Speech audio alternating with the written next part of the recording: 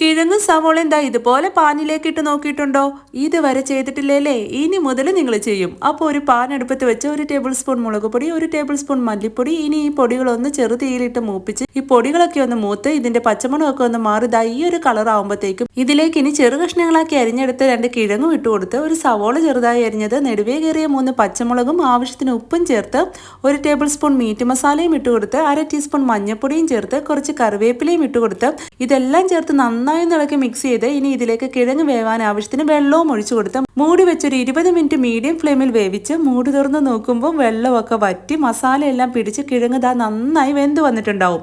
ഇനി തീ ഓഫ് ചെയ്ത് താളിപ്പിനായി ചൂടായ എണ്ണയിലേക്ക് 1 ടീസ്പൂൺ കടുക്, 1 ടീസ്പൂൺ പെരിഞ്ചീരകം, അരിഞ്ഞെടുത്ത 3 ചെറിയുള്ളി, കുറച്ച് കറിവേപ്പില, 2-3 വറ്റൽമുളക് ഇതെല്ലാം ഈ എണ്ണയിലിട്ട് മൂപ്പിച്ച് താളിച്ചൊഴിച്ചു കഴിഞ്ഞാൽ അടിപൊളി കിഴങ്ങ് മെഴുക്കുവരട്ടി റെഡി. ഇതൊന്ന് രാവിലെ ഉണ്ടാക്കിയാലേ രാവിലത്തെ കാപ്പിക്കും ഉച്ചക്കത്തെ ചോറിനും വൈകിട്ടത്തെ ഡിന്നറിനും വേറൊരു കറിയുടെ ആവശ്യമില്ല. അപ്പോൾ എങ്ങനെ ഒന്ന് ട്രൈ ചെയ്ത് നോക്കല്ലേ.